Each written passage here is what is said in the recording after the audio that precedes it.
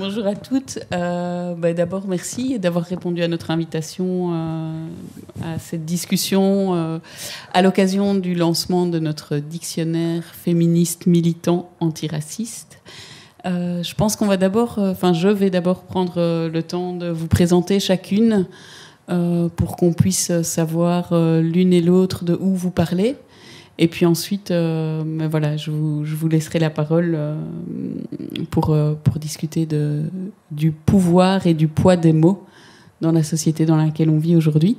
Laurence, toi, tu es linguiste, professeure à l'ULB et depuis peu conseillère de la rectrice en matière de genre. On te connaît également pour les deux expositions dont tu as été la commissaire. La première qui s'appelait Salope et autres noms d'oiselles et la seconde l'Expo Porno. La première qui a notamment pas mal tourné en Europe et qui a fait un peu ta réputation. Tu as aussi écrit de nombreux ouvrages dont le plus connu est probablement de l'insulte aux femmes, mais il y en a eu beaucoup d'autres en coécriture. À côté de moi, il y a Camille qui est journaliste, notamment pour Axel Mag et les Grenades RTBF. Mais on retrouve également ta plume, notamment dans le magazine Politique. Je suis sûre qu'il y en a plein d'autres, mais mes fouilles ne se sont pas révélées plus fructueuses que ça. Tu es également l'une des conceptrices du podcast Passeuse, qui est aussi porté par Axel Mag. Et en avril et en mai dernier, tu as donné une formation sur le traitement médiatique des violences faites aux femmes à plus de 100 étudiants, journalistes et étudiantes ici en Belgique. Lisette, à ma gauche, toi tu es une artiste pluridisciplinaire, complète aux multiples facettes. Tu es slameuse, tu es poétesse, tu es formatrice, tu es autrice et tu as récemment publié un recueil de poèmes qui s'appelle Brûler, brûler, brûler et qui s'est vu attribuer le prix littéraire des Grenades RTBF. On te connaît également pour ton implication dans le collectif El Slam, qui rassemble des poétesses, un collectif multiculturel et intergénérationnel qui organise des ateliers, des podiums de slam selon le principe du marrainage. Et enfin, Tiffaine D, tu es comédienne, autrice, mais on verra ton visage quand tu parleras, tu auras le droit d'enlever ton masque. Metteuse en scène, youtubeuse, formatrice, conférencière. On te doit notamment un spectacle qui tourne encore, je pense, à travers la francophonie, qui s'appelle La Pérille Mortelle, et qui emmène les spectateurs et les spectatrices dans un monde où, en française, la féminine l'emporte sur le masculine.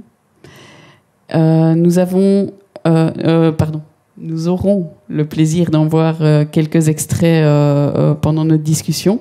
Tu as également rédigé un ouvrage qui est aussi un spectacle et qui s'intitule Contes à rebours, qui est une réécriture non sexiste des contes de fées. Voilà, donc vite fait un peu pour vous situer chacune. 4 femmes donc dont le corps et le cœur de métier est l'usage des mots, leur sens, leur signification et leur interprétation dans la société. Si on vous a réunis aujourd'hui donc en marge de la sortie de notre dictionnaire militant, féministe et antiraciste, c'est justement pour parler du pouvoir, mais aussi du poids que peuvent avoir les mots. Avant de te donner la parole, Laurence, pour poser un peu les bases de la discussion, je vous propose de regarder une petite vidéo, ou comme le dit Tiffaine, une petite vidéa, pour se mettre en appétit. Ainsi, des mots furent redéfinis jusqu'à ce qu'on finisse par les oublier. Car aujourd'hui, si l'on parle bien naturellement des métiers, des titres de professoresse, de médecine et d'autrice, elle ne vient plus à l'esprit de personne de dire professeur, médecin, auteur. C'est ridicule. Et puis entre nous, c'est moche. Non mais c'est vrai, écoutez plutôt, professoresse, autrice, voilà qui est digne et belle, alors que professeur, auteur, ces mots donnent la nausée. Et puis, quelle lourdeur. Quand donc donc les militants masculinistes contre la beauté, contre la pureté, la légèreté de la française. Mesdamoiselles, messieurs, reprenez-vous. Que diable laisse un peu de hauteur, mais des auteurs, non, non. On doit donc dire Monsieur la mairesse de Paris, Yann Hidalgo, Monsieur la procureuse du République, etc. C'est bien plus clair comme ça, non? D'ailleurs, la fête de féminiser ces fonctions redore leur blason et valorise les personnes qui les exercent, femmes ou hommes, alors que masculiniser ces mots les rapetisse. Physiquement déjà, hein, puisqu'ils sont plus courts. C'est la raison pour laquelle beaucoup d'hommes tiennent à être appelés Monsieur l'avocate, ou dans ce cas également maîtresse, hein, plutôt que maître. Maître qui convient davantage, vous en conviendrez, à un usage en classe de primaire, ou pour les relations extra-conjugales.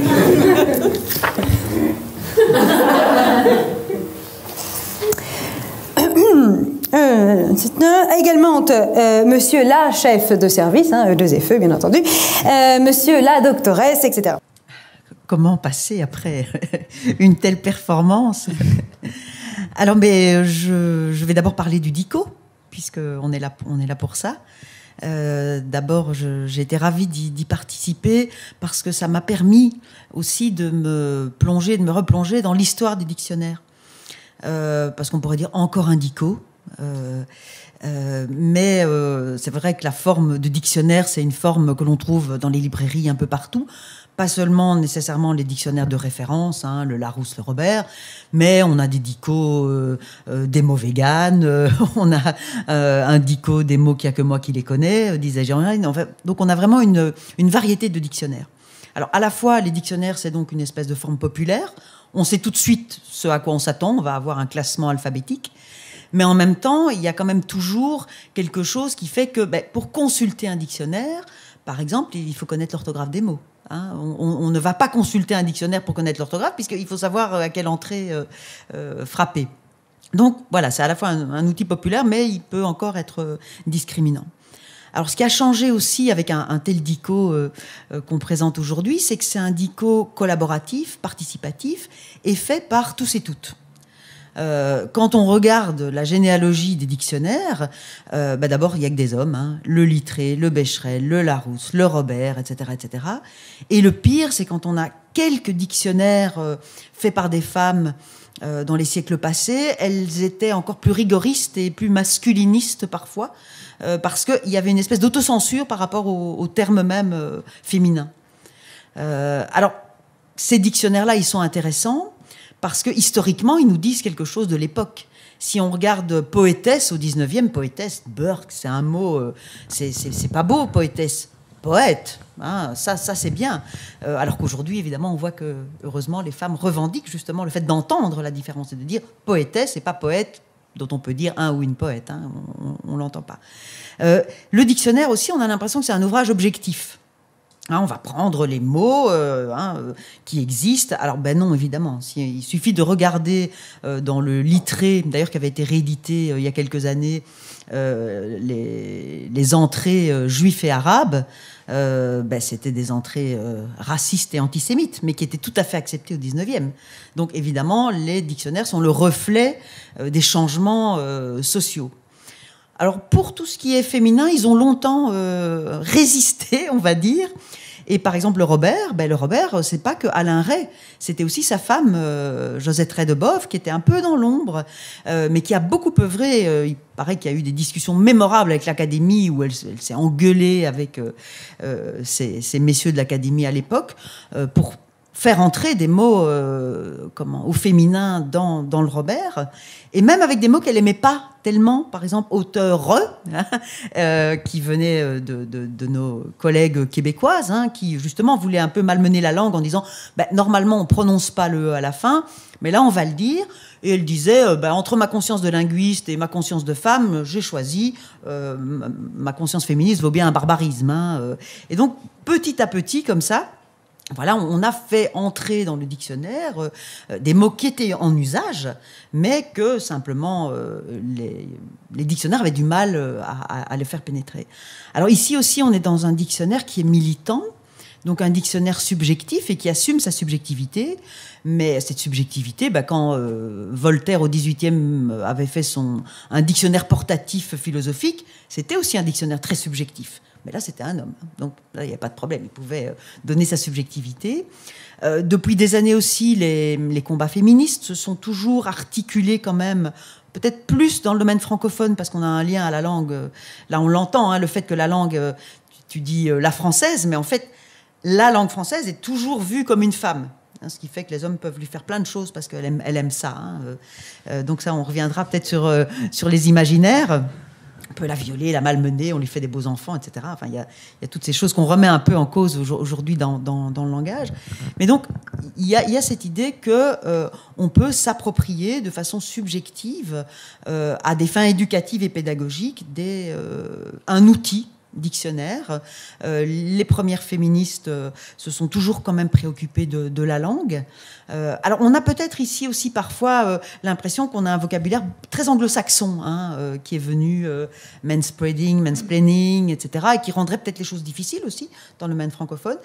Nos amies québécoises, encore elles, ont par exemple proposé pour mansplaining pénisplication. Alors voilà, donc il y a quand même aussi une créativité et un humour. Et c'est ça peut-être aussi parce qu'on a aussi l'impression, et c'est clair, que la richesse lexicale, c'est quoi être riche d'un point de vue des mots ? On ne sait pas, moi je ne sais pas combien de mots je maîtrise, on ne sait pas ce qu'on doit faire avec des enfants, on leur dit voilà, on va vous rendre riche lexicalement. Toi tu connais combien de mots ? Toi je vais t'en donner combien ? On ne sait pas. Ce qu'on sait, par contre, c'est les jugements par rapport aux mots. C'est-à-dire que si on utilise un mot rare et précieux, soudain, ça va le faire, quoi. Donc, c'est plutôt une évaluation par rapport à ce qu'on peut mettre en avant comme mot. Mais normalement, pour parler, et bien parler, c'est quoi ? Bien parler, c'est communiquer. On a besoin de 8 000, 10 000 mots. Et ça, voilà, c'est la base, on va dire. Après, c'est ce qui fait l'apport distinctif et ce qui peut faire la discrimination, évidemment. C'est-à-dire, moi, je vais te sortir des mots de vocabulaire et je vais t'écraser. C'est ce qu'on voit très souvent sur les réseaux sociaux. On va tout de suite, pour disqualifier quelqu'un, lui dire « tu parles pas bien, tu conjugues pas bien, tu fais des fautes ». Et donc, tous ces gens qu'on appelle, nous... alors, et c'est pas du tout discriminant dans l'usage qu'on en fait, c'est les peu lettrés.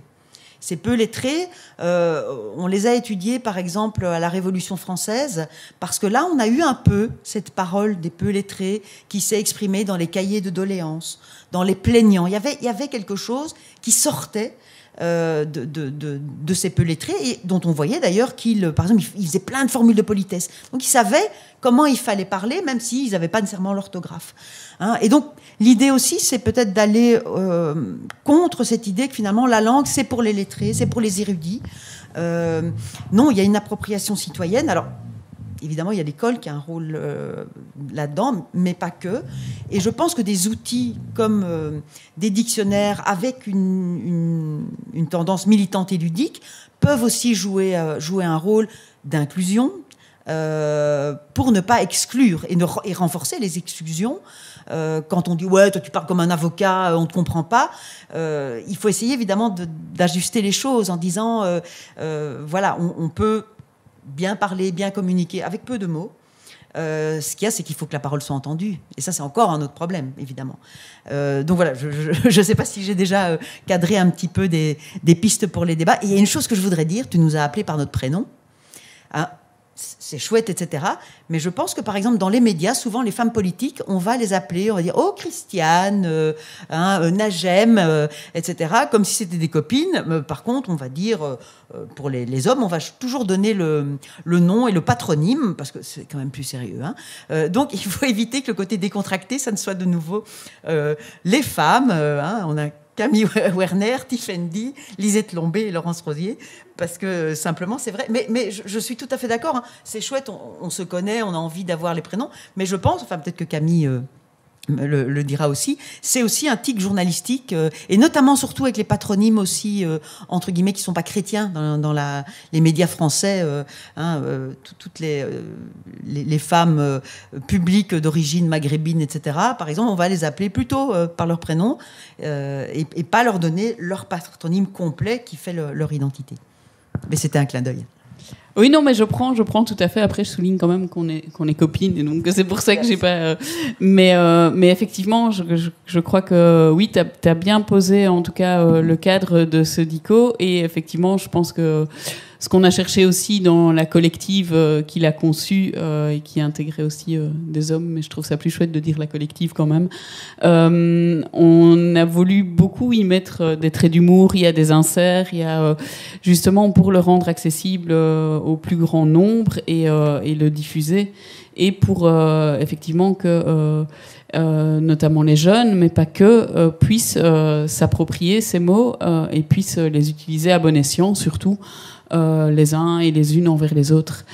J'ai envie de donner la parole à Camille, mais à nouveau, je vous propose de regarder un petit extrait d'un spectacle de Tiffaine D.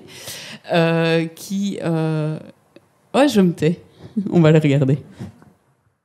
Attention, je vous emmène 2 secondes en matriarcat. Bonjour. Donc je vous ai réunis ce soir, les copines. Elle est pas là, Anne? Anne Moix. Non? Ah oui, bah, tu m'étonnes qu'elles soient en retard. Je l'ai vu partir avec le petit stagiaire là, l'asiatique, tu sais. Donc là, je vous ai rassemblés, c'est important. C'est pour en fait parler de la question de la représentation des hommes dans les médias. Oui, parce que en fait, il y a des militants masculinistes là, voilà, qui ont demandé qu'il y ait des quotas, des machins. Je sais qu'on s'en branle le clito, je sais. Mais bon, voilà, faut faire genre, parce que d'autres médias ils s'y sont mis. C'est un peu comme les pattes def, hein. Voilà, c'est une mode. Si t'en mets pas, tu passes pour une plouque. Ça passe, et puis après, quand on y repense, tout le monde rigole. Bon. Donc maintenant qu'on a vu ça, je voudrais quand même faire un petit point sur l'utilisation du langage. Le langage, c'est important, hein. Faites gaffe. Il y a quand même des assauts de masculinistes prostatiques. Alors prostatique, hein, notion selon laquelle la prostate serait un petit être se promenant dans le corps des hommes, hein, qui leur fait perdre leurs moyens, hein, régulièrement. Et ben, ils sont là avec leur écriture inclusive, épi-obscène. Ah non, mais c'est une pérille mortelle, bien sûr.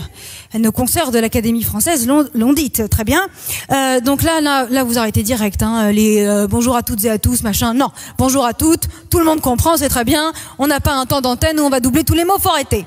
Alors, pareil, ils inventent des mots. Alors oui, alors, ils racontent, c'est historique, tout ça, machin, avec Ororon, Evin, n'importe quoi. Alors du coup, quand vous voulez parler d'un homme autrice, bah, vous dites homme autrice. Hein. C'est beaucoup plus simple. Puis alors, non, mais j'attire votre attention là-dessus, les copines, c'est important, hein, parce que le langage structure la pensée. Donc, le fait que dans chaque idée que formulent les hommes, il y ait la domination des femmes sur eux, eh ben, ça fait qu'ils peuvent pas nous piquer nos privilèges, c'est impossible. Tu vois, oui, bon. Alors, autre truc sur le langage, vous continuez comme ça, hein, c'est bien, sur la façon de traiter des féminicides d'hommes. Alors oui, nous saoule avec le nouveau mot, là, homicide. N'importe quoi. Donc vous continuez, hein, c'est très très bien. Vous dites drame familial, vous dites dispute qui a mal tourné. À la limite, vous dites il est mort sous les coups. Mais vous évitez toute tournure qui parle de l'agresseuse. Ah mais ça c'est important, parce que sinon ils vont faire le lien avec le système matriarcal. Et alors là on serait dans la merde, vous voyez. Parce que le moment où ça passe dans la population générale, qu'en fait, plus de 90% des violences commises, des viols et des meurtres le sont par des femmes. Ah, on va être dans le caca. Bon, alors du coup, tout ça pour vous dire, en tant que médias et culture, on est quand même les tenantes de la propagande sexiste, misandre, du statu quo. Et tant qu'on fait bien notre boulot, ils pourront rien contre nous. Ces militants là, ces masculines nazis. Merci beaucoup, parce que effectivement, dans les médias, ça reste très très compliqué. Et c'est pas juste un avis, ça a été montré par une étude de l'Association des journalistes professionnels, l'AJP, qui est sortie en 2018, qui s'intéressait justement au traitement médiatique des violences faites aux femmes. Et cette étude, elle a été faite aussi avec une chercheuse de l'UCL qui s'appelle Sarah Sepulcre. Et qu'est-ce qu'elle montre, cette étude? Elle montre que, d'abord, dans les mots choisis, donc ça c'est important pour nous aujourd'hui, il y a une excuse, ou il y a des excuses pour les agresseurs. Donc on va voir, c'est un gentil garçon, ce n'est pas un prédateur, c'est un amoureux éconduit, c'est un chagrin d'amour. Donc on voit toutes des choses qui cherchent à comprendre un peu pourquoi est-ce que cet homme aurait été violent. Ça, c'est une première chose que constate cette étude. Et puis, il y a aussi, encore par l'emploi de certains mots, une minimisation de ces violences. Par exemple, quand il y a une agression au couteau, une tentative de meurtre, on va dire incident, on va utiliser ces mots-là. Et puis aussi le fameux abus sexuel. Alors là, on va peut-être s'arrêter un petit peu sur abus sexuel. Qu'est-ce que c'est un abus? C'est quand on a un droit et puis on en abuse. On va un peu trop loin, on va un cran trop loin, on abuse. A priori, on n'a pas de droit sexuel sur quelqu'un, quelqu'une. Donc on n'utilise pas abus sexuel. Il faut dire les bons mots. Et les bons mots, c'est agression sexuelle, attentat à la pudeur ou viol, s'il y a viol. Mais on arrête avec abus sexuel. On a aussi une juriste féministe, Myriam Benjatou, qui explique qu'abus sexuel est fort utilisé dans les cas d'inceste. Et donc, c'est aussi tout ce qu'il y a en termes de les adultes ont des droits sur les enfants. Et donc, quand on utilise ça dans le cas d'inceste, on comprend de quoi on parle, de quel droit on parle sur les enfants. Donc, il faut vraiment arrêter. C'est vraiment une euphémisation, une minimisation de ces violences. Et puis, comme Tifendé en parle, le fameux crime passionnel, drame conjugal, donc crime passionnel, emporté par la passion, il la tue. Drame, c'est vraiment la tragédie. On est au théâtre, on est au cinéma, on n'est pas dans la réalité, quoi. Tandis que féminicide, qui est un mot qui est reconnu par l'ONU, par l'OMS, ce ne sont pas des petites sources pour les journalistes, ce sont vraiment des sources importantes. On le voit avec la crise sanitaire, l'OMS est cité assez régulièrement. Par contre, pour le féminicide, ça coince. Alors que pourtant, féminicide, pour moi, ça dit plus ce que c'est, le meurtre d'une femme parce qu'elle est une femme. Moi, j'utilise beaucoup ça dans mes articles, et dans la profession, chez les journalistes, ça passe très mal. Moi, on me traite de militante tout le temps. Je suis téléguidée par mon genre quand j'utilise ce terme-là. Je veux changer la réalité parce que j'emploie ce mot. Et donc, moi, ce que j'explique régulièrement, c'est que c'est plutôt crime passionnel et drame familial qui me semble convoquer tout un imaginaire qui serait militant, plutôt que le féminicide qui, lui, dit les mots, simplement, le meurtre d'une femme parce qu'elle est une femme. Donc, mais c'est même un peu plus objectif, selon moi. Mais voilà, un autre grand argument, c'est que le féminicide n'est pas dans le code pénal. Alors, à mon sens, crime passionnel et drame familial non plus. Donc, pourquoi pourquoi? C'est une vraie question. Pourquoi on n'utilise pas ce terme? Voilà, il y a un problème autour de ça. Les violences faites aux femmes, si on sort un peu des stéréotypes, donc un inconnu dans la rue, une ruelle sombre avec un couteau, ça se passe plutôt dans l'espace privé. Et donc ce qu'on constate aussi dans cette étude, c'est qu'il y a une romantisation de ces violences. Donc là, j'ai un titre en tête, c'est Marga et Théo formaient un couple uni qui marchait dans la rue, main dans la main. C'est un vrai titre. Théo a étranglé Marga. C'est un féminicide. Et donc, c'est comme ça qu'on traite en Belgique, dans les médias, des féminicides, donc des meurtres de femmes. C'était en mars 2021, c'était pas en 1930. Sur mon ordinateur, j'ai un dossier des horreurs. Je mets des captures d'écran dedans. Et puis, parfois, je les fais défiler. Et ça me donne des exemples quand j'interviens. Donc, ça, c'est un exemple de romantisation. Donc, comme c'est l'amour, c'est la passion. Et puis, ils marchaient unis, main dans la main. En quoi ça nous permet de comprendre la violence qu'a vécue Marga? On n'en sait rien. Donc il y a un vrai problème, et pourtant en tant que journaliste on doit s'intéresser à raconter la réalité, et là ça nous dit peu de choses tout de même sur la réalité de ce fait. Autre chose aussi, c'est que les violences faites aux femmes vont être tournées en dérision dans les médias. Donc, par exemple, on va aller chercher des choses un peu drôles, entre guillemets, un peu cocasses, spectaculaires. Donc, on a le fameux cas des poissons rouges. Donc, c'est un titre, 2 poissons rouges tués dans une violente dispute de couple. Donc, c'est des violences conjugales. Moi, j'aimerais bien savoir comment va la femme. Mais non, là, on parle des poissons rouges. Donc, ça, c'est un exemple de 2014 qui est vraiment devenu un cas d'école. Mais on en a d'autres. Encore un de mars 2021. Mars 2021 a été quand même assez rude. J'ai pas mal de dossiers dans mon petit dossier sur mon bureau pour mars.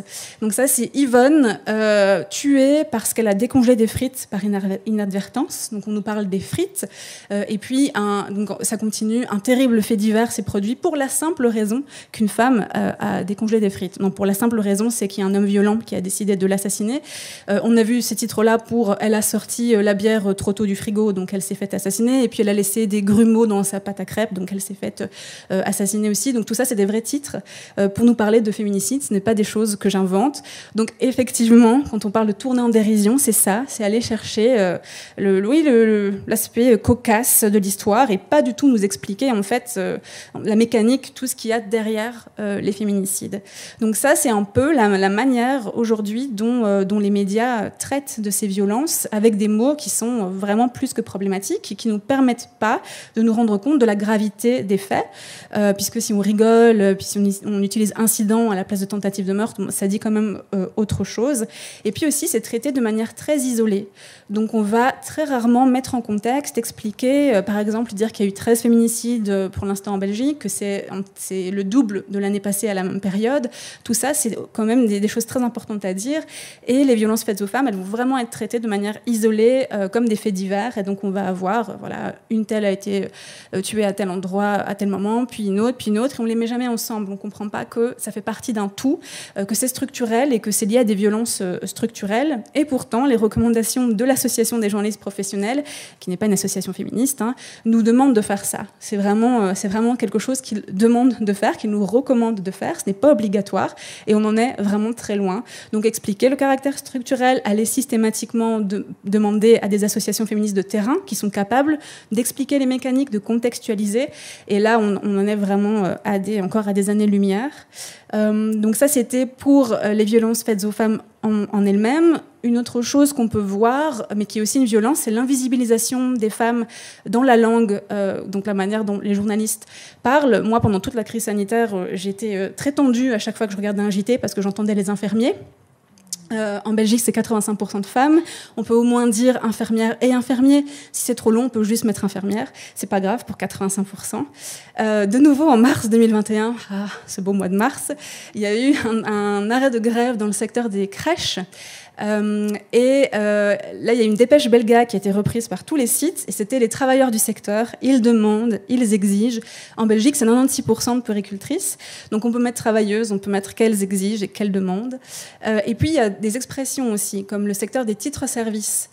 Quand on utilise titres-services, c'est les aides ménagères. Ça ne dit pas qui est derrière ça. C'est une majorité de femmes, c'est une majorité de femmes précaires, et c'est beaucoup de femmes racisées. Tout ça, il faut pouvoir dire, il faut pouvoir mettre les mots en utilisant cette expression, on dit pas qui est derrière.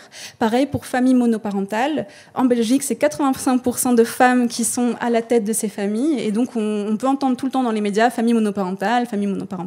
Oui, ça dit pas qui ces fameuses familles monoparentales. Ce sont une majorité de femmes à nouveau. Donc ça, c'est une autre invisibilisation. C'est une manière dont le traitement médiatique peut oublier les femmes et les laisser sur le côté, soit en utilisant le masculin, soit en utilisant des expressions qui cachent les femmes.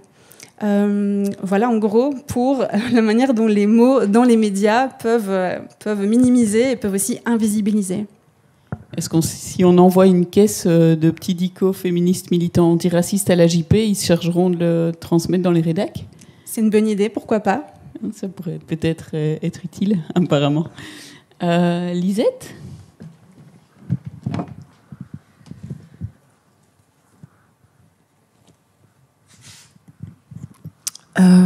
Par où comment j'ai fait ma bonne élève, j'ai quand même pris quelques notes. Quand on m'a demandé de participer au dictionnaire, donc non pas avec des mots mais avec des collages, je me suis dit waouh, quelle entreprise vertigineuse. Je me dis il y a du boulot. Enfin, je voyais pas par où. Enfin, je me disais c'est courageux en fait de s'attaquer à une matière comme ça, un dictionnaire avec de pouvoir fixer, en tout cas moi ce qui m'a donné le vertige et ce qui me le donne toujours, c'est d'un moment donné fixer, d'arrêter une définition, même si elle est plurielle, même si elle est co-construite. C'est le fait de fixer à un moment donné. Voilà, j'ai eu un petit étourdissement, mais c'était pas moi qui le faisais, donc voilà. Et cette commande est devenue, de toute façon, c'est toujours avec ces partenaires-là une collaboration fructueuse et fertile, mais c'est devenu vraiment un espèce de bouleversement parce que c'est venu me choper à un moment donné du confinement où on est d'ailleurs pas mal d'autrices et de poétesses à nous questionner sur la force de notre langue de feu, de poésie, et comment on se nomme, ce qu'on s'était dit, comment on se nomme, et quelle est la justesse de nos mots pour le moment. Donc cette demande, elle est venue à ce moment-là de réflexion. Alors j'ai comme d'hab, une espèce de vision. Je retrouve, et aussi c'est le hasard, je retrouve ce vieux dictionnaire d'enfance. Je tourne les pages, je m'aperçois que quasi aucun des mots qui sont dans le dictionnaire, dans ce qui nous occupe, n'est dedans. Donc c'est comme une prise de conscience de l'évolution super rapide et du lexique et des réalités qu'on est en train de vivre.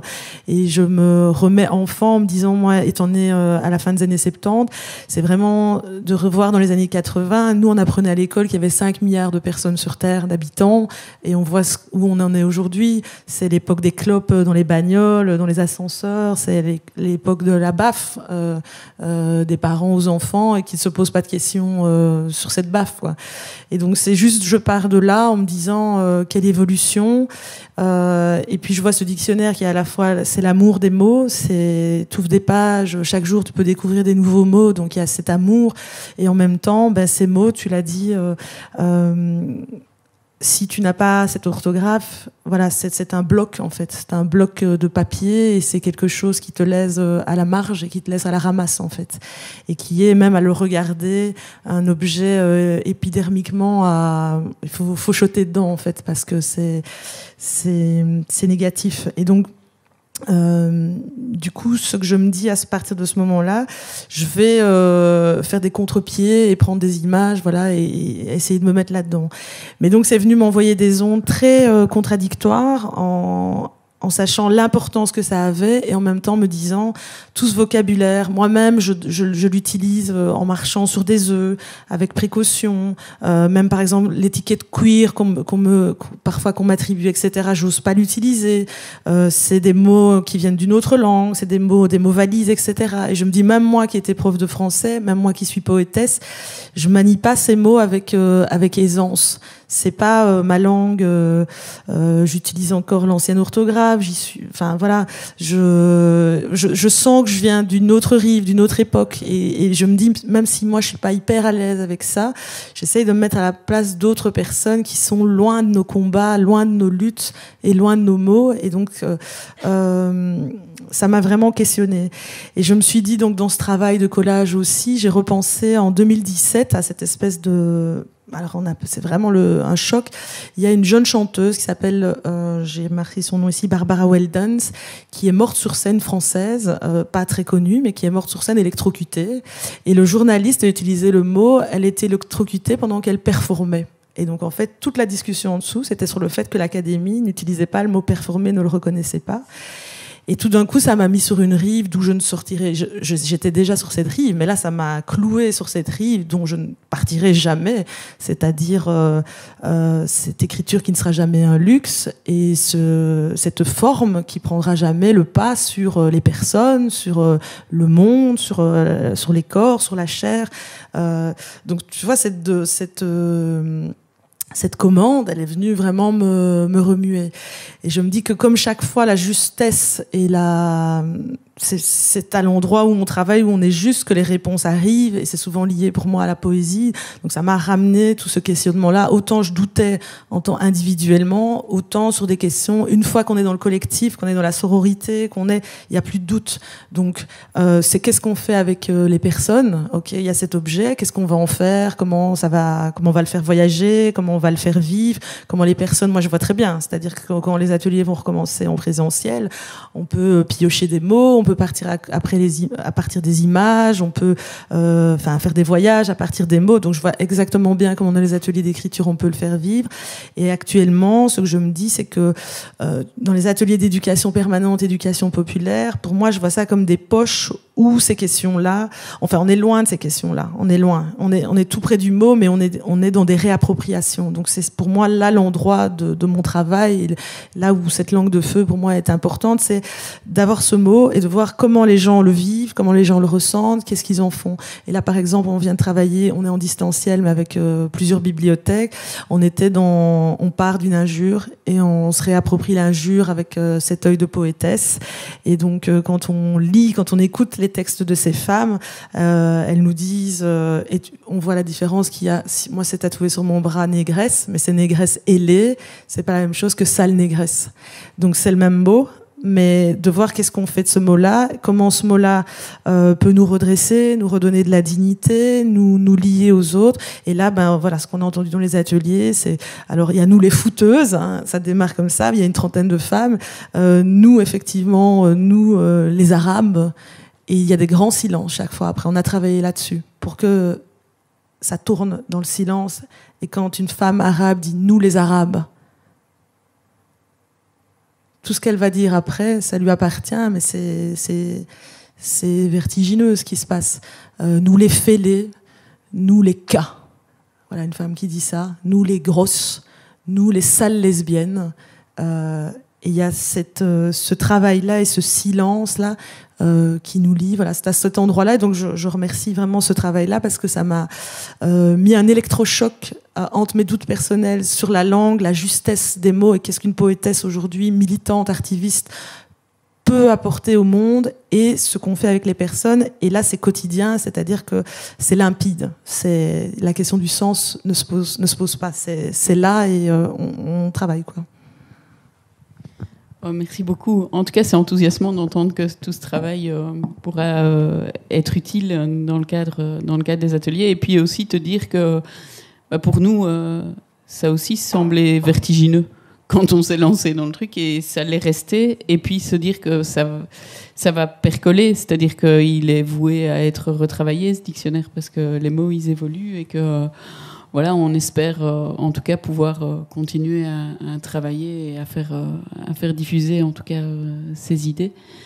Avant de te donner la parole, Tiffaine, je crois qu'on va quand même s'offrir le plaisir d'un troisième petit extrait d'un de tes spectacles, celui-ci de Compte à rebours. Mesdames oiseaux.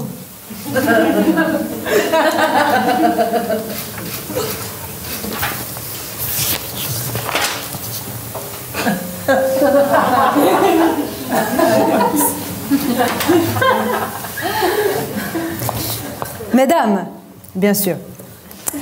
Oyez, oyez ce conte à rebours, très, très à rebours même, un conte à régler, et ça va saigner. Régler, saigner, petite métaphore menstruelle. Comme on dit, de la meilleure goutte. Je vous la conseille en introduction de tout discours, ça fait la meilleure est faite. Donc, elle était une fois dans un royaume très, très nommèse, tellement lointain, quoi. Nommé le matriarcat, d'aucunes l'appelleraient même la matriarcate, une cardinale à la robe rouge. La couleur si rouge de sa robe était certainement due à l'exhibition aux quatre coins cardinaux comme ça, de ces abondantes, excellentes menstruations éminentes, et c'est ainsi qu'on l'appelait son éminence. Elle portait matronyme de Richelieu à soi. Elle avait créé une rassemblemente de ses copines qu'elle avait appelée l'Académie française. Et qui, des siècles après, allait encore emmerder les hommes. Dans ce groupe de copines académiciennes, désormais autonomées, avec cette humilité qui devait les caractériser toujours, et ce, malgré les preuves récurrentes de la contraire, les immortelles, était une fois une grammairienne, nous la nommerons Claude Favre de Vaugelas. Celle-ci trouvait que la langue que l'on parlait alors dans ce pays n'était pas encore assez sexiste. Sachant que le langage est éminemment politique et structure la pensée, elle avait énoncé la règle de « la féminine l'emporte sur la masculine », au prétexte que la genre féminine est la genre la plus noble. Argumente irréfutable, c'est l'en est, vous en conviendrez. Ainsi fit de la règle de proximité, désormais, pour bien parler française, l'on se devait de dire « les femmes et les hommes sont belles ». Ainsi fit de la règle de majorité, l'on était tenu de dire « la reine Louise XIV et son harem de 10 000 courtisans sont assises ». Ainsi, la genre féminine, genre des femmes, fut également décrétée genre neutre. L'on pourrait croire, comme cela de prime abord, que cette dernière décision n'eut que peu d'incidence. Bien à la contraire. Sur Suite à cette règle, l'on imposa que les adverbes, participes passés avec l'auxiliaire avoir et autres participes présentes, deviendraient invariables, neutres.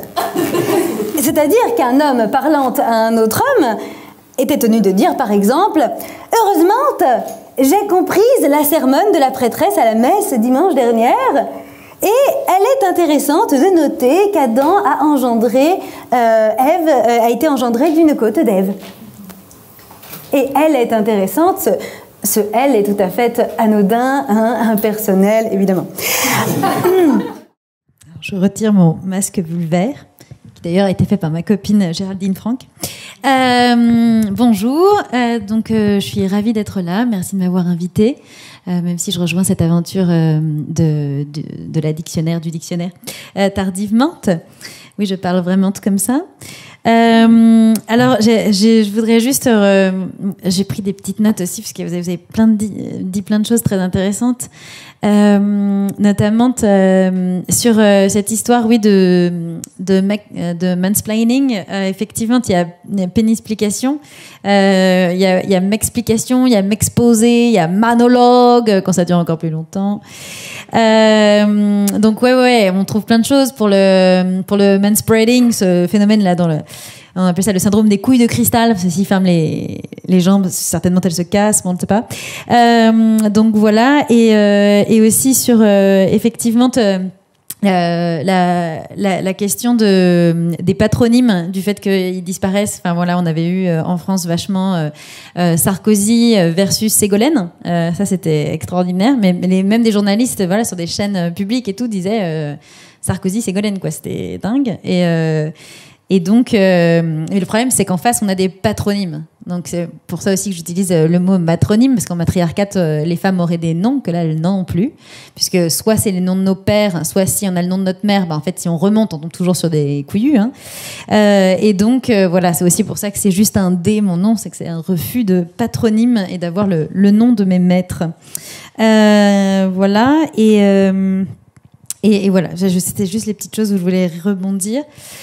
Donc oui, je pense que c'est très important de réfléchir à cette question de la langage, n'est-ce pas? Et en fait, au départ, j'avais pas nécessairement prévu de travailler là-dessus. Quand j'ai écrit ma première pièce de théâtre, c'était en 2012, c'était Compte à rebours. D'ailleurs, c'est pas un extrait de Compte à rebours, c'est aussi un extrait de La Pérille mortelle en dernière. Même si j'utilise le mot compte à rebours, ça je fais un clin d'œil. Non, c'est parce que je les ai pas encore vus, c'est une invitation à les voir. Oui, non, tout à fait. Voilà. Mais donc, au départ, je m'étais rendu compte qu'il y avait des choses qui m'agaçaient profondément dans la langue française, mais c'est simplement ce que je voulais. Dans Compte à rebours, je prends les contes de fées que tout le monde connaît parce que Disney est un empire colonialiste et je voulais les remettre à l'endroit. Et donc, je voulais écrire la première phrase des contes de fées et c'est ce fameux « Il était une fois ». Et là, je me suis dit, mais qui est ce mec qui veut commencer mon bouquin ? Et donc, il voulait, comme ça, caracoler en tête. Et je me suis rendu compte qu'en plus, c'était pas logique. C'est une fois qu'elle était. Et en plus de ça, c'est le même gars que dans Quelle heure est-il ? Alors qu'on dit 1 heure, il pleut, il neige, il mouille. Alors qu'on dit la pluie, la neige et la... Cyprine. Et donc, ça m'a énormément agacée et j'ai écrite Elle était une fois et commençant à écrire ça, c'est comme une toile d'araignée où en fait on tire un fil et puis il y a tout qui vient avec. J'ai voulu écrire je veux rendre hommage aux femmes. Puis il y a un truc qui m'a genre hommage aux femmes, on a un souci et donc famage, bien entendu. Enfin voilà, c'est plein de choses qui sont venues et qui ont commencé à me poser plein de questions, mais j'étais assez seule. Et donc j'ai commencé à développer une langue avec donc parfaitement subjective, avec les règles qui moi m'amusaient, me faisaient plaisir, et je l'ai appelée la féminine universelle. Et au départ vraiment on me disait mais non, mais on va pas comprendre. Et puis enfin, voilà, il y avait un truc où il y avait même des copines bien intentionnées, me disaient on va perdre les gens, je ne sais quoi. Et j'ai persisté et en fait là j'ai rencontré Aurore Evin et Eliane Viennot. Donc je vous conseille les travaux qu'elles font. Elles sont très très importantes. Aurore Evin, c'est cette femme qui nous a rendu des mots très précieux puisqu'elle a fait des recherches sur à quel moment ces mots-là, d'abord elle a découvert qu'ils avaient existé, et puis à quel moment et pourquoi ces mots-là avaient disparu, en particulier les mots autrice et matrimoine. Donc je vais revenir là-dessus. Et puis Eliane Viennot, dont je vous conseille l'ensemble des ouvrages. Et d'ailleurs, si vous tapez Eliane Viennot Tiffendé sur Internet, vous allez trouver des conférences qu'on fait ensemble. Et c'est assez intéressant. D'une manière générale, Eliane Viennot est passionnante, mais ça s'articule assez bien avec la féminine universelle. Et donc elle est très importante parce que elle a étudié l'histoire de la masculinisation du langage sous Richelieu. Et en fait, ce que je raconte dans le dernier extrait de La Pérille mortelle, c'est la vraie histoire de la masculinisation de la langue française, une décision politique masculiniste de rendre la langue encore plus sexiste qu'elle ne l'était déjà. Et elle l'était bien moins, et donc ça fait que 400 ans. Ça veut dire que la langue française... Alors après, la langue française parisienne, hein, on est d'accord. Mais la langue française, en fait, elle a été, pendant la majorité de son histoire, bien moins sexiste qu'aujourd'hui. Et donc, je pense que très rapidement, c'est important, parce que c'est une chose qu'on n'a pas en tête, mais c'est une histoire à connaître. Et là, on comprend mieux pourquoi il y a autant de réticences. Les hommes savent pertinemment que le langage structure la pensée, et que si on parle de manière misogyne, on pense de manière misogyne et on agit de manière misogyne. Et c'est la raison pour laquelle je ne pouvais pas écrire avec cette langue qui détruisait mon combat féministe un livre féministe. C'est impossible, en fait. Enfin, voilà, moi je trouve ça impossible. Et donc c'est Andrea Dworkin, notre amie Andrea, on peut lire tout Andrea Dworkin, vraiment, immense féministe américaine qui est partie en 2005 et qui disait « Les hommes ont le pouvoir de nommer ». Et en fait, on est vraiment là-dedans, quelle que soit la langue. Mais en France, on a vraiment une histoire importante à connaître. Et donc, ce qui s'est passé, c'est que Cardinal Richelieu, vous le connaissez sûrement si vous avez lu Les Trois Mousquetaires. Dans l'histoire, c'est le méchant. Bon, bah, ça lui va bien. Et donc, ce type-là détestait les femmes, comme beaucoup de mecs. Hein, on est d'accord. Et donc, il arrive à une époque, il est conseiller de Marie de Médicis, qui est la régente, qui est la mère de Louis XIII. Il arrive à une époque où, en France, et d'ailleurs dans toute l'Europe, les femmes prennent de plus en plus de pouvoir, à la fois politique et culturel. Et notamment Marie de Médicis, qui m'est très sympathique, et qui est régulièrement dans les livres d'histoire d'ailleurs traitée comme la salope en titre, hein, bien sûr, qui est détestée par les historiens, parce qu'elle était très sympa. Elle a levé 2 fois des armées contre son fils pour l'empêcher de régner, parce qu'elle le trouvait super glandu, qu'elle considérait qu'elle était bien plus, bien plus talentueuse et compétente pour diriger ce pays. Elle l'avait déjà fait pendant 20 ans d'ailleurs, très très bien. On lui doit plein de choses, les égouts à Paris, des lois sociales, etc. Et elle a décidé que la loi salique, ça a bien 5 minutes. En Angleterre, ils arrivent à confier le pouvoir aux femmes. Il n'y a pas de raison, elle veut le garder. Et donc, elle fait ça à un moment où la majorité des best-sellers qui sortent à l'époque, des livres qui se vendent le plus, ou des pièces de théâtre qui se voient le plus, sont en fait des œuvres de femmes, qui d'ailleurs pour la plupart sont totalement inconnues aujourd'hui parce qu'elles ont été effacées de l'histoire. Hein, je pourrais vous citer par exemple Madame de Villedieu-Desjardins, qui était une immense dramaturge, plus connue que Molière à son époque, et bien entendu, vous ne la connaissez pas. Voilà, et sans Aurore Evin, je ne la connaîtrais pas non plus. Et donc en fait, cette alliance qui fait que dans la culture et dans la politique, les femmes sont de plus en plus puissantes, ça commence sérieusement à menacer quelque chose dans l'ordre patriarcal français. Et l'autre, il se dit, tiens, j'ai une super idée, on va les détruire par le langage. Et ça a super bien fonctionné. Et les mêmes tordus de l'Académie française continuent à nous saouler aujourd'hui, puisque je ne sais pas pourquoi, ils ont tous échappé à la guillotine. Ça aurait fait très bien sur l'échafaud. Bon. Alors, donc il crée notre cardinal de Richelieu, il crée l'Académie française. Et il va mettre que des mecs, bien entendu, nobles, vieux, blancs, enfin ses copains. Et là, ils vont décider de plusieurs choses. Et notamment, on parlait du fait que l'orthographe est hyper élitiste et discriminant. Eh ben, mais c'est fait pour. Hein. Là, on a vraiment des textes des premiers académiciens qui expliquent, qui vont inventer des règles débiles d'orthographe. Alors déjà, ils vont décider que ça va être les racines latines. Ça aurait très bien pu être des racines saxonnes, wisigothes, arabes. On avait déjà 1 milliard de trucs dans la langue française. Mais ils décident que c'est des racines latines parce que c'est le grand empire romain germanique. En fait, c'est genre juste pour des raisons de catholicisme. Mais c'est pas plus légitime qu'autre chose, hein, le latin. Et puis, ils vont décider que c'est très compliqué avec tout un tas d'exceptions absurdes, enfin tous ces trucs qui vous ont saoulé à l'école, on est d'accord, hein, voilà, en grammaire et en orthographe, parce que ça va les permettre de distinguer les gens de lettres, comprendre les couillus de lettres, hein, bien entendu, des simples d'esprit et des simples femmes. Donc nous, on est carrément après les simples d'esprit. Hein. Et en fait, c'était vraiment fait pour ça, parce que les seuls qui allaient avoir la possibilité et le temps de passer des dizaines d'années à apprendre des règles débiles d'orthographe, ça allait être les hommes nobles. Et donc même dans un contexte où les femmes prennent de plus en plus la plume, même dans un contexte où les gens du peuple, et notamment de la bourgeoisie, qui va faire une petite teuf en 1789, comme vous savez, même quand ces gens-là écrivent, eh ben on va les reconnaître tout de suite, parce qu'il va y avoir ces fameuses fautes, dont on se sert aujourd'hui sur les réseaux sociaux pour effectivement discréditer n'importe qui s'exprime. Moi-même, je suis dysorthographique, donc ma pire note en dictée, c'est 0-42, je m'en souviens très bien. C'était une vraie note, hein, voilà, c'est affreux. Le type avait compté, l'instit avait compté les notes, bref. Humiliant, et donc voilà, et en fait, c'est vraiment fait pour ça. Donc déjà, si vous faites des fautes, c'est normal, c'est fait pour, en fait. C'est vraiment une démarche élitiste. Deuxième chose, ils vont prendre tout un tas de mesures masculinistes, mais c'est politique et c'est réfléchi. Donc c'est là qu'ils vont décider cette fameuse règle immonde qu'on apprend encore à l'école primaire, et je pense que de notre vivante, on verra ça disparaître. Vraiment. Autant le viol, je suis sûre de ne pas voir l'abolition avant de mourir. Autant ça, honnêtement, il y a moyen. Ce truc de le masculin l'emporte sur le féminin. Jusqu'ici, pas du tout. C'est pas comme ça qu'on s'exprime.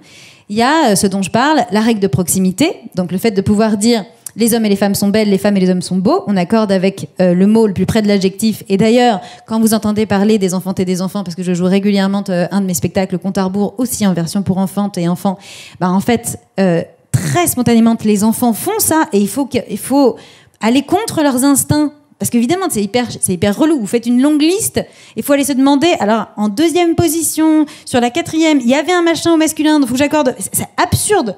Évidemment qu'on va accorder avec le mot le plus près de l'adjectif, c'est bien plus pratique. Il y avait la règle de majorité. Voilà, si je parle de 2 femmes, 1 mec, ben j'accorde tout à la féminine, c'est quand même logique, hein, surtout en démocratie, hein, normalement. Et puis, on avait aussi la règle de choix. Je parle d'une foule, je ne suis pas amusée à regarder la forme des organes génitaux de tout le monde, et donc je choisis, et ça c'est très pratique pour les poétesses et les poètes, parce qu'on choisit la rime à la fin. La règle aussi est d'importance, c'est-à-dire que si j'ai une énumération, et il y a un mot qui est plus important que les autres, je vais accorder avec celui-là, parce que ça a du sens. Donc c'est quand même plus porteur de sens comme truc.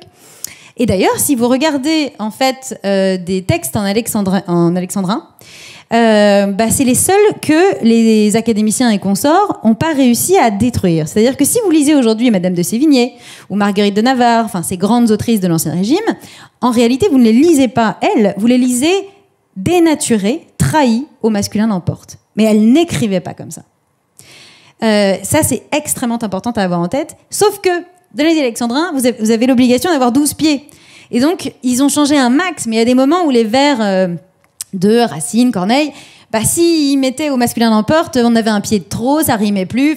Donc, il reste encore des traces, là où c'était impossible à toucher, de ces anciennes règles qui étaient bien plus égalitaires. Et il faut savoir qu'au moment où ils font passer ces règles iniques, dégueulasses, il y a une révolte des autrices de l'époque. Donc c'est pour ça que quand on dit l'écriture inclusive va détruire la langue ou je sais pas quoi, le péril mortel, enfin tous les dingos là, de l'Académie française, en réalité, la langue française, elle a été détruite au moment, par l'Académie française, au moment de sa création. C'est ça qui l'a attaqué. Mais en réalité, c'est juste faire œuvre de famage et de matrimoine que de rendre famage à ces autrices qui se sont battues à l'époque pour garder des règles de grammaire qui les faisaient exister dans leurs propres pensées, dans leurs propres écrits. Et en fait, Madame de Sévigné, par exemple, se bat et est écrite Alors, de mon vivant, jamais je n'écrirai heureuse, je le suis. Je continuerai d'écrire heureuse, je la suis. On a des textes, hein, parce que sinon j'aurais l'impression d'avoir du poil au menton. C'est absurde. Non, je vais pas parler comme vous voulez. On avait aussi donc tous ces mots. C'est pour ça que moi je suis vraiment très très contre auteureux. Hein. Je comprends que les copines de la Québec n'ayant pas ce savoir historique qu'on redécouvre que depuis 10 ans. Hein. Enfin, du coup, 20 ans, ça a commencé il y a 20 ans avec Aurore et Vin, mais ça fait très peu de temps qu'on connaît, qu'on a remis à jour cette histoire de la masculinisation du langage, qu'ils avaient bien mis sous le tapis exprès. Donc je comprends qu'elles aient cherché en fait à faire exister une forme féminine, à inventer un truc. Mais auteureux, c'est vraiment un néologisme dont on n'a pas besoin, qui sort de nulle part. Il y a aucune terminaison féminine qui fait comme ça en langue française, voilà.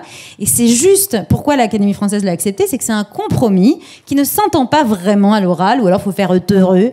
Mais autrice est un mot qui a existé pendant des siècles et des siècles. Ça y est, même France Inter s'y remet, on est sauvés. Et en Italie, on dit toujours autrice.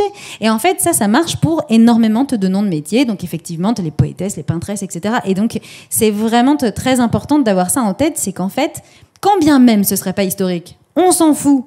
On pourrait se détacher de la langue. Et quand une règle est injuste, on n'est pas tenu de la respecter. Voilà.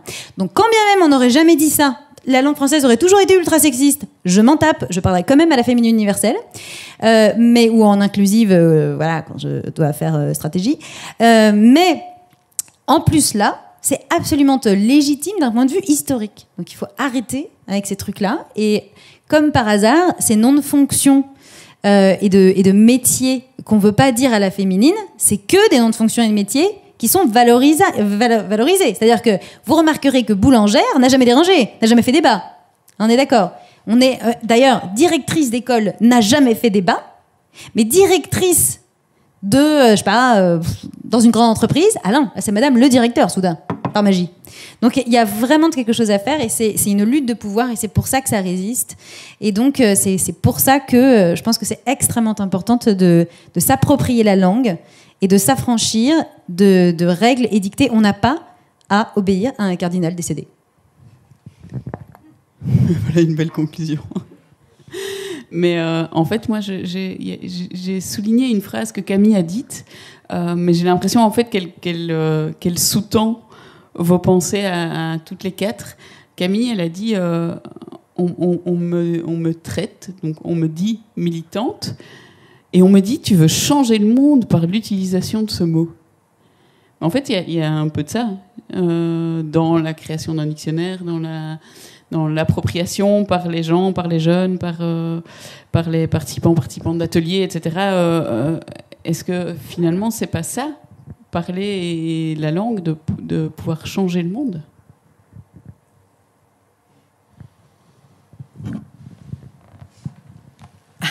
Je me reprends après Tiffaine. J'écoutais fascinée.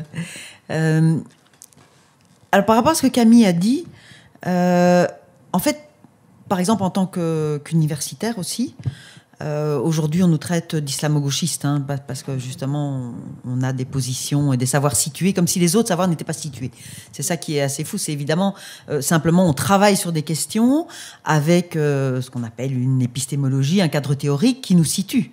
Et ça c'est le cas de tout le monde. Il ne faut pas faire semblant de parler comme si on parlait sans un arrière-plan idéologique. Simplement, le fait de choisir aussi le type de science dans lequel on s'implique, c'est aussi des choix situés. Donc là c'est vrai que on est un peu dans la même galère.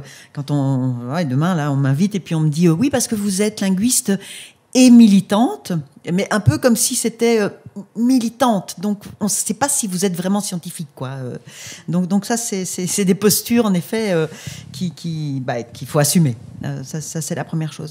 Alors, sous le pouvoir des mots, ça a été théorisé en linguistique par des auteurs ou des autrices. Moi, je défends la variation, et donc on disait même auteuse à un moment donné, mais auteuse, je crois que Voltaire faisait un peu, c'est pas très beau. Hein, mais on est toujours sur cette esthétique aussi, hein, ce qui est beau, ce qui est pas, etc. Alors oui, on doit respecter ça, mais en même temps, pour moi, il n'y a pas un mot beau ou un mot laid. Alors on va dire concupiscent, concupiscent, évidemment, parce que ça fait appel à ce qui est pas noble. Et liberté, évidemment, c'est beau. Bon, voilà. Mais tout ça, c'est de l'affectif, mais avec lequel on doit faire en tant que linguiste. Hein. Les affects, les émotions et tout ça, bien sûr, c'est les imaginaires des gens, ils maîtrisent la langue, et donc on doit composer. C'est pas évident pour les règles de pouvoir dire on va changer les choses. Parce que par exemple, il y a un gros débat sur les accords dont tu as parlé. Je fais un petit insert, hein, mais c'est parce qu'en fait, aujourd'hui, arrêtez de vous occuper de l'écriture inclusive, alors que justement, il y a des questions plus fondamentales comme l'orthographe. Réformons l'orthographe. Alors là, je ris parce que il y a 20 ans, quand on a touché à l'accent circonflexe, l'accent du souvenir, l'étymologie, l'histoire, le pH de nénuphar, enfin, les gens s'arrachaient les cheveux, et maintenant, c'est pour l'écriture inclusive, c'est les mêmes. Donc là, on a quand même, voilà, de nouveau, on retrouve ce truc affectif. Et moi, je vais leur dire. Écoutez, on réforme l'orthographe, on n'accorde plus rien, en fait. Voilà, comme ça, il n'y a plus de problème. Là, on va voir aussi comment ils vont réagir. Mais sur le pouvoir des mots, c'est vrai que ça a été notamment théorisé par Butler. Et justement, quand on parle... Aujourd'hui, Butler est sur toutes les bouches. Moi, j'ai sué pour la lire. Je ne comprenais rien à Judith Butler. C'est compliqué. Et par miracle, ces questions de retournement dont tu as parlé, elle a produit quand même quelque chose qui, d'un point de vue pratique, marche. Et donc, parfois, on se dit, voilà, il y a des théories qui ont l'air très compliquées, très complexes, et oui, elles le sont, et la complexité, c'est une richesse aussi, ça permet de voir le monde de façon plus complexe, mais en même temps, elle a produit une espèce de détonateur, comme ça, qui peut jouer un rôle d'appropriation très, très démocratique. Alors, est-ce que dire, c'est faire ? Évidemment, si j'insulte ou je donne un coup de couteau, c'est pas la même chose. Le problème, comme tu l'as dit, c'est que souvent on part des insultes et puis on arrive au coup de couteau. Donc dans la réalité, il y a un lien. La langue dit en partie le monde, mais pas toujours, pas tout à fait. On peut parler d'idées vertes, par exemple. Ça n'existe pas, mais la langue peut le dire. Donc voilà, on a l'impression qu'il faudrait que la langue colle au mieux de la réalité. Mais en même temps, on ne peut pas toujours dire les choses. Quand on dit les choses justes, je pense qu'elles sont justes d'un point de vue du contexte et d'un point de vue, quelque part, de l'éthique. Mais qu'est-ce qui est juste entre vélo et bicyclette ? Ça dépend du contexte. Donc voilà, là, on sait que ce qui est un mot juste pour l'un n'est pas pour l'autre, et les imaginaires convoqués par les mots ne sont pas les mêmes pour les uns et les autres. Donc, sur cette question de « il y aurait un mot qui serait le plus juste et les autres, beurre, qu'on les jette », ça marche pas non plus. D'ailleurs, quand on voit dans toutes les dystopies, il y a une dystopie qui vient de paraître où justement c'est un monde où il y a le mot juste, et s'il n'y a pas le mot juste, le mot disparaît et l'objet disparaît aussi. Donc ça fait peur évidemment quand on se trompe. Donc voilà, il y a un pouvoir des mots, ça. Clairement, les mots, voilà, on entend quelque chose, on rit, on entend quelque chose qui va nous faire pleurer, on sait que dans un deuil, on va dire, ouais, les mots ne peuvent rien, mais en même temps, vos mots me font du bien, les mots ont une disponibilité sexuelle, les mots peuvent exciter, on peut lire des mots et avoir des envie de faire l'amour en lisant des mots. Donc, il y a bien ce pouvoir des mots, et en même temps, on sait que les mots ne peuvent pas tout, bien sûr, mais ils sont dans un processus alors qui peut être mimétique, que tu portes justement, c'est cette idée de on a un monde patriarcal. Alors moi je suis toujours aussi fascinée, c'est les stéréotypes par exemple, on les déconstruit, mais en même temps ils sont vrais malheureusement. C'est-à-dire, on a encore du rose pour les petites filles. Dans Pépites sexistes, là, ils nous montrent régulièrement qu'on a encore ce poids, mais parce qu'en fait, oui, la réalité, elle est toujours là, elle est toujours très stéréotypée, et les mots n'arrivent pas toujours à la changer non plus. Donc, c'est ce que tu disais, cette espèce de double bind, on a l'impression que, oui, les mots, ok, ils sont là, ils sont importants, ils sont dans un processus qui sont évidemment liés à l'action, et en même temps, parfois, les mots se heurtent à un mur. Et voilà, donc on est toujours... Alors nous, en tant que linguistes, ce qu'on essaye de faire, c'est de dire, il y a ce qu'on appelle le côté performatif. Les mots ont en effet un pouvoir, mais c'est pas de la magie. Hein, sinon, on le saurait aussi. Et puis, de toute façon, dans les contes, la magie, ça marche pas, ou c'est toujours au service du patriarcat. Et les baisers magiques et autres, les baisers imposés, hein, les baisers qu'on veut pas, les baisers gluants, et voilà. Et on nous dit qu'on doit continuer à accepter ça, parce que c'est quand même l'imaginaire, et on est rabat-joie. Donc voilà, sur cette dimension performative, j'y suis très, très attentive, sur les questions de retournement aussi, et de réappropriation. Mais... voilà, je suis un peu dans ce truc où les mots peuvent beaucoup, et puis les mots ne peuvent pas tout. Et je vais boire un verre d'eau parce que je perds ma voix. Est-ce que quelqu'un souhaite réagir aux propos de Laurence ou pas, hein? Il y a pas, c'est pas nécessaire parce que du coup on peut peut-être se... Oui, vas-y Lisette. Une petite polémique. Tu vois, entre le baiser et l'islamo-gauchisme, on va peut-être rester sur les mots, non? Parce que Lisette, ce qui transparaissait dans ton intervention tout à l'heure, effectivement, c'était le pouvoir des mots, le pouvoir de la réappropriation, mais aussi peut-être un peu le poids de ces mots. Tu parlais d'étiquette. Comment est-ce que tu peux, au travers peut-être ou pas, du travail d'atelier, effectivement, pouvoir permettre aux gens de se réapproprier, de s'émanciper d'une étiquette dont ils ne souhaitent pas ou elles ne souhaitent pas. Enfin, bon, j'entends que c'est super vaste et que effectivement on n'a pas 1000 ans, mais c'est quelque chose qui a transparu vraiment de ton discours tout à l'heure. Ok, que dire? Là peut-être je te rejoins. C'est à quel endroit on est, c'est-à-dire. Je pense que on n'arrête pas de dire oui, on se nomme. Tu vois, te nommer aussi pour moi, la force de ces mots-là, c'est aussi dépathologiser des choses. Tu repolitises l'endroit. Voilà, j'ai envie qu'on m'appelle comme ça. Se dire par exemple afrodescendante, c'est pas, je sais pas, c'est pas afroféministe, c'est pas afroqueer, c'est pas afropunk, c'est pas afropéenne, c'est pas belge d'origine congolaise. C'est un grand continuum. Après, moi, j'ai l'impression que c'est très mouvant, mais que moi, alors c'est très étrange parce que nous, on est dans les mots, mais on travaille aussi sur qui on est. Donc, on est plus du côté de pouvoir vraiment se dire ensemble qu'on a des personnalités plurielles. Et à la fois, donc, si tu veux, c'est très bizarre, c'est parce qu'en même temps, on cherche à se nommer, mais en même temps, on n'a pas envie d'être dans une case et de retweet à ça, et on multiplie les manières de se nommer, et on les multiplie de manière métaphorique aussi. Si on doit prendre le micro, nous, on travaille sur... on a cette réappropriation, mais on travaille, par exemple, aussi sur la question de la métaphore, et on cherche à se qualifier ou se requalifier d'une autre manière qui nous donne de la puissance. Donc si tu montes sur scène, c'est pas la même chose d'être une guerrière, une boxeuse, une conteuse, mais en même temps ce mot-là, c'est comme s'il te précédait, il te donne de la force.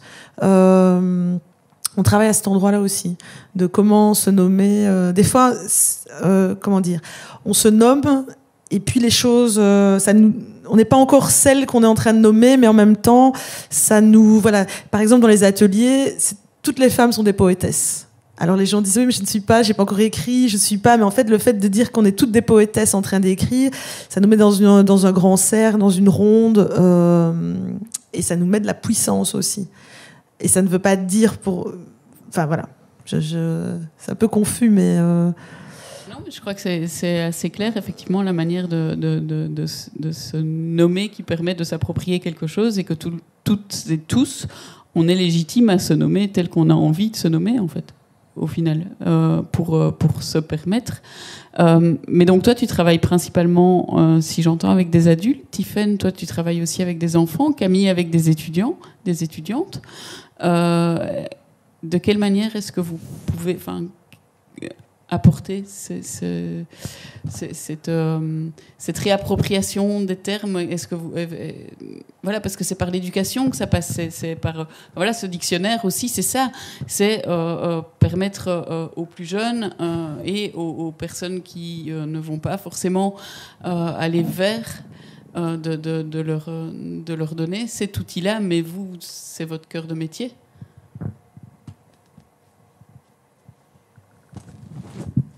Alors moi, là-bas, c'est pas mon métier. Moi, je suis journaliste, mais quelque part, je le fais parce que ça ne se fait pas de soi-même, visiblement. Donc aller dans les universités, aller dans les hautes écoles pour rencontrer les étudiants et étudiantes en journalisme, ça m'intéresse, c'est super chouette d'avoir des débats avec elles et eux. Mais c'est pas mon métier. Je pense que c'est vraiment aux universités et hautes écoles d'inclure ça dans le cursus, parce que on voit très bien comment c'est maltraité, on voit ces sujets. Et depuis MeToo, c'est vraiment un moment catalyseur de enfin la parole des victimes qui arrive aux médias, qui enfin arrive aux oreilles de la société. Et donc maintenant, on a MeToo de la littérature. Enfin, tous les mois presque, il y a un nouveau MeToo. Il y a de plus en plus de victimes qui ont envie de parler, qui ont ce besoin de médiatiser tout ça. Et donc, je pense que c'est vraiment... Il faut vraiment former les journalistes. C'est une formation, c'est une spécialisation. On ne peut pas traiter ces sujets. Enfin, quand on se spécialise en économie, en politique, il y a tout un jargon, il y a toutes des choses à utiliser. Donc les journalistes, ils se spécialisent là-dedans. Et le genre, il n'y a pas ça dans nos formations. J'ai fait 5 ans d'études. J'ai eu de l'anthropologie, j'ai eu de la psychologie, j'ai eu de la philosophie, j'ai eu beaucoup de droit. J'ai rien eu sur le genre. J'ai dû me former toute seule. C'est pas possible toute seule, mais auprès d'expertes, en allant à des conférences, en lisant dans mon coin, parce que je voulais traiter ça journalistiquement. Et en fait, 5 ans d'études ne m'ont pas permis à un seul moment d'avoir 4 heures sur tout mon cursus pour parler de ça, pour apprendre les mots, pour comprendre de quoi on parle et comment accueillir la parole d'une victime, par exemple, quand elle vient nous solliciter pour pouvoir en faire un article. Et tout ça, c'est des choses qu'on doit apprendre par essai et erreur, voilà, en se trompant dans nos articles, puis en se disant, ok, j'écrirai plus ça. Mais voilà, c'est pas... donc c'est un peu pour réparer ça, je pense, qu'on a créé cet atelier aussi. Et il faut vraiment que ça commence effectivement avant que les journalistes rentrent dans les rédactions, parce qu'après, on est vraiment...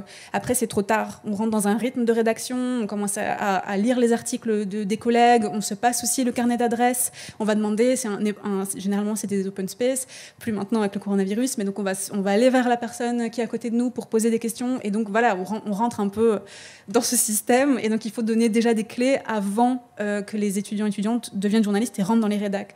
Donc c'est vraiment ça qu'on a voulu faire.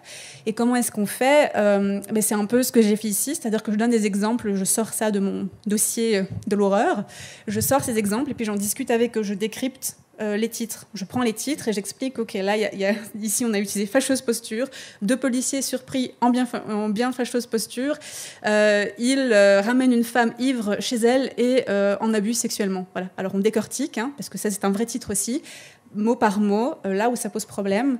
Et souvent, c'est plutôt des femmes qui réagissent, mais donc elles disent, nous, on ne s'en rendait pas compte, les étudiantes, on ne s'en rendait pas compte parce que ça fait tellement partie des choses qu'on lit, qu'on a vraiment besoin de s'arrêter 10 minutes sur un titre pour comprendre que c'est problématique, parce que ça fait vraiment partie de la médiatisation de ces affaires, et que pour nous, c'est un titre normal. Quand on voit la première slide, on se dit, oui, qu'est-ce qu'il y a avec ce titre, en fait? Donc c'est vraiment amener aussi une espèce de regard critique, et donc ça se fait par des exemples, et puis en discutant, en faisant des débats après, en laissant du temps pour les questions.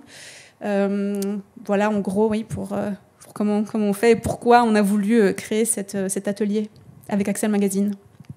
Super, c'est un clin d'œil à la conseillère, à la rectrice. Il faut introduire les cours, mais je suis sûre que tu y travailles au quotidien. Je répondrai après, je vais laisser Tiffaine par rapport à ta question. Comme tu veux. Mais juste pour rebondir, effectivement, tout ce que tu as dit juste là et tout à l'heure, c'était extrêmement important. Je pense que ça se voyait. Mais parce que, en fait, moi, ce qui m'intéresse la plus dans la fait de me réapproprier cette langue, c'est que, en fait, le langage tel qu'il est aujourd'hui, avec les hommes qui ont ce pouvoir de nommer, il est politique. Il est très politique. Quand on nous dit oui, mais t'es militante, comme si c'était pas bien. Voilà. Militante, ça veut dire résistante. Résistante au titre de Lucie Aubrac, de Jean Moulin. Voilà. Donc merci pour la médaille.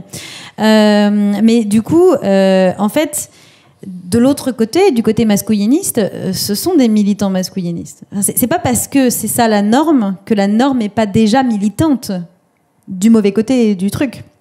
Et en fait, Typiquement, tu parlais du mot féminicide. Donc ce mot-là, j'ai reçu le prix Gisèle Halimi dans un concours d'éloquence de la Fondation des femmes et de France Culture il y a 2 ans, je crois. Donc c'est un discours qui a beaucoup tourné sur les réseaux et tout ça. Et en fait, à ce moment-là, donc c'était il y a que 2 ans, les gens ne connaissaient pas, en dehors des réseaux féministes bien entendu, mais les gens ne connaissaient pas le mot féminicide. Mais vraiment pas. Et sauf que ce mot-là, il fait la différence entre la somme de plein de faits divers, de drames passionnels, bullshit, et un phénomène de société qui correspond au continuum des violences masculines, qui vont de la propagande de les femmes ne sont pas des êtres humains avec des blagues sexistes qui sont pas des blagues, hein, qui sont des humiliations. Et en haut de ce continuum, en fait, sans cette propagande, il y aurait jamais les violences, au pire desquels les viols et les féminicides. Et en fait, c'est comme ça qu'on fait la différence entre des faits divers qui font marrer dans bien des cas, effectivement, ou un phénomène de société contre lequel on peut lutter et où on se reconnaît opprimé. Et en fait, c'est comme ça que je m'en sers, que ce soit avec les adultes ou avec les enfants et les enfants, parce que finalement, je pense que c'est important d'éduquer également les adultes. Et d'ailleurs, nous-mêmes, on n'est jamais fini en tant que féministes. C'est un chemin, comme dit Christine Delphi, c'est pas une Pentecôte soudaine et brutale, pas arrivée d'un coup et pour toujours. C'est un chemin, la féminisme. On n'est plus féministe le jour d'après. On continue d'apprendre tout le temps. Mais donc, éduquer les adultes, c'est aussi très importante parce que en fait ça va très vite avec les enfants et les enfants. Quand elle et il voient compte à rebours, donc où je parle entièrement à la féminine universelle, qui est pas comme l'écriture inclusive. Hein. L'écriture inclusive, je la pratique quand je vais faire des formations en entreprise, par exemple, sur le sexisme, etc. Voilà, par stratégie, la parlure, l'écriture inclusive. Donc le fait de dire bonjour à toutes et à tous, d'utiliser l'épicène, donc au lieu de dire la directrice ou le directeur, dire la direction par exemple, enfin des trucs tout simples. Voilà, cette histoire de point médian qui en fait est juste à l'écrite, enfin tout est caricaturé, genre le point médian détruit la langue française. En fait c'est juste un outil qu'on peut utiliser ou pas seulement à l'écrite pour aller plus vite. Hein. Écrire au lieu de dire les collégiennes et les collégiens, hein, faites passer les femmes d'abord. Tant qu'il y a un patriarcat, on fait passer les opprimés d'abord. Ça me semble important. Donc les collégiennes et les collégiens, vous écrivez les collégiens, point médian, NES, ça prend 2 secondes, franchement. Voilà. Mais si vous avez envie d'écrire les élèves de collège ou les collégiennes et les collégiens, enfin, on s'en fout quand même. Faut arrêter avec ce truc de point médian. Enfin moi c'est pas les points médians qui me dérangent, c'est les vrais points des hommes, c'est ça mon problème à moi. Et donc voilà, et c'est extrêmement importante parce que effectivement tu parlais de l'invisibilisation avec cette histoire de Covid et que là nous on a un président très très bien, je sais pas si vous le connaissez, il s'appelle Emmanuel Macron, c'est mon ami. Et donc dans ses allocutions, surtout dernièrement, parce que là Blanquer a interdit l'usage de l'écriture inclusive, enfin veut l'interdire à l'école, c'est-à-dire en fait menacer de sanctions des professeuses qui se diraient professeuses, par exemple, hein, mot qui a existé pendant des siècles et des siècles. Bref. Et dans son dernier discours, où d'ailleurs j'ai fait une vidéo où je le caricature, c'est-à-dire je reprends son discours, mais en matriarcat, et là on entend à quel point c'est honteuse, mais vraiment.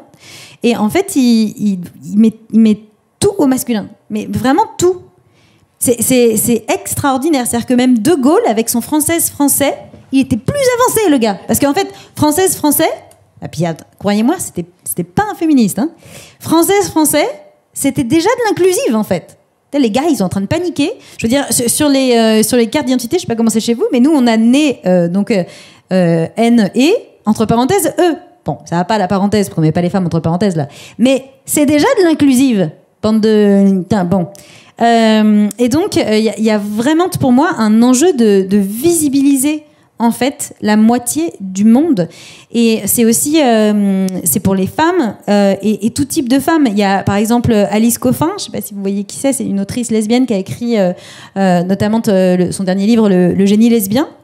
Il a été énormément attaquée parce qu'elle a dit des choses d'une violence extraordinaire dans son livre, à savoir qu'elle décidait de ne lire que des femmes.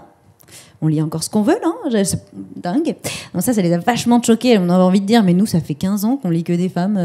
Ils ont raté un truc. Et donc, dedans, elle dit, par exemple, que c'est extrêmement importante pour elle de pas faire disparaître le mot lesbienne. et que de plus en plus de lesbiennes ne disent queer, sauf que queer, ça fait disparaître le mot lesbienne, en fait. Et que précisément, deux femmes qui s'aiment, ça, c'est extraordinairement interdit en patriarcat. Et donc, c'est comme ça, en fait, qu'on visibilise qui existe et qui n'existe pas. Parce que je vais vous confier un secret. Lorsqu'on fait disparaître un mot, on fait disparaître l'idée qui va avec. Alors, ça peut avoir des bons côtés ou des mauvais côtés. Par exemple, en Suède, le mot caprice n'existe pas. Et ça, c'est extrêmement intéressant. C'est-à-dire qu'en Suède, les enfantes et les enfants ne font pas de caprice. Les enfantes et les enfants ont des émotions. Extraordinaire. C'est-à-dire que nous, on a ce mot pour, en fait, d'évaluer complètement les enfantes et les enfants. Il y a c'est un caprice. Mais non. En fait, le cortex cérébral n'est pas fini. Donc, c'est impossible de relativiser pour les enfantes et les enfants avant l'âge de 8 ans. Et donc, non. C'est de la colère, c'est de la tristesse, c'est du désarroi, c'est de la frustration. C'est pas un caprice, en fait. Et donc, voilà. Donc là, typiquement, le mot caprice, ce serait bien de l'abolir. Mais il y a aussi l'inverse. C'est-à-dire que, par exemple, le mot sororité a existé au même titre que fraternité pendant des siècles et des siècles. Et à la création des premiers dictionnaires, précisément, le mot sororité ne figure pas. Et aujourd'hui, mais énormément de femmes, je dis les femmes parce que c'est ça qui m'intéresse, qui sont loin des milieux féministes, ne connaissent pas le mot de sororité. Mais comment voulez-vous la créer, la faire exister si on n'a même pas le mot ? Le mot fraternité, ils vont le graver au fronton des monuments nationaux partout. Ils vont pisser là sur le monde pour mettre fraternité. Mais fraternité, ça veut dire qu'ils sont tous des frères, hein, c'est très clair. Il n'y avait pas d'histoire de sœurs. En 1789, en 1792, à la Révolution, c'est que des couillus super masculinistes qui vont faire décapiter toutes les féministes. La Déclaration des droits de l'homme et du citoyen, que vous, en Belgique, vous êtes déjà un peu moins glandus puisque vous dites droits humains. Nous, ils s'accrochent à droits de l'homme parce que, en nous faisant croire, cette belle arnaque, qu'ils mettent une majuscule à homme, c'est-à-dire en rehaussant encore un mot qui nous désigne, en leur faire croire qu'elles sont dedans. Ouais, c'est ça, on te croit, mec. Et en fait, non, c'était vraiment que les droits de la couille. Hein, et c'était très, très clair. Et donc, fraternité, c'est pour eux. Sororité, c'est pour nous. Et ça, c'est un mot qu'on ne connaît même pas. Comment est-ce que vous voulez qu'on crée la sororité ? Sauf que la sororité, ça tombe très bien, c'est l'arme qui détruira le patriarcat si un jour on arrive à le détruire. C'est l'arme. Ça a toujours été comme ça dans les luttes, historiquement, dans les luttes des opprimés. C'est l'instant où une bonne part des opprimés font peupless. Donc, à partir de 20%, ça marche. Donc, si on arrive à faire comprendre ça à 20% des femmes, le patriarcat, il est détruit, quoi. Je veux dire, et précisément, ils font disparaître ce mot-là. Donc, c'est pas anodin. Et c'est ça, en fait, pour moi, au-delà de comment on se définit, etc., pour moi, ce qui compte, c'est de ne plus les laisser se servir du langage pour nous détruire, nous invisibiliser, comme tu disais, minimiser les violences, voire les romantiser, voire les érotiser, de pouvoir enfin penser nos propres intérêts, pouvoir lutter, exister dans nos propres têtes. Et je vous encourage à tenter, quand c'est pas dangereux, hein, faites pas ça avec l'oncle Roger hyper masculiniste, mais quand vous êtes entre copines, de dire voilà, elle fait belle dehors, c'est super intéressante. Et en fait, vous voyez ce que ça fait. Je vous assure que ça redresse. Il y a quelque chose qui... Parce que d'un coup, pour la première fois, on existe quand on parle, et donc quand on pense, et donc quand on agit. Et c'est extrêmement important. J'ai l'impression que c'est une chouette manière de conclure cette discussion, mais juste, Laurence, tu avais souhaité réagir à l'intervention de Camille, donc j'ai peut-être juste envie de te laisser réagir quand même. Je resterai aussi. Non, c'est parce que par rapport à la formation et par rapport à ce que tu disais, conseillère en politique de genre, j'ai aucun pouvoir sur les matières légales de l'enseignement. Mais je pense que ça bouge, ça a bougé, mais il faut toujours rester très très vigilante. Parce que on a bénéficié des gender studies, on a créé des masters en genre, des certificats, mais déjà on nous dit stop. Hein, c'est déjà bien. Et puis voilà, j'entends des choses parfois où on dit ouais, mais maintenant les universités sont aux mains des lesbiennes, des homosexuels et des féministes, voilà, etc. Et donc tout de suite, à partir du moment où on a un petit pied, une petite visibilité, on commence à prendre ce genre de choses en considération et ça change parce que des gens qui ne mettaient pas nécessairement les lunettes de genre changent leur cours. Moi, je vois que je donne plus du tout. Je donnais cours de théorie linguistique. Je parlais que des couillus pour reprendre comme tu fais. Puis je me dis mais non, c'est pas possible. Il faut que je puisse dire oui, il y a des femmes linguistes. Alors, elles ont été moins mises en avant. Maintenant, heureusement, voilà, il y a toute une série quand même de femmes qu'on peut mettre en avant aussi. Et donc, on change. Et c'est pas pour ça que c'est pas un bon savoir. Hein. C'est un autre type de savoir et c'est un autre regard sur les choses. Donc, on avance progressivement, mais on doit rester très, très vigilante.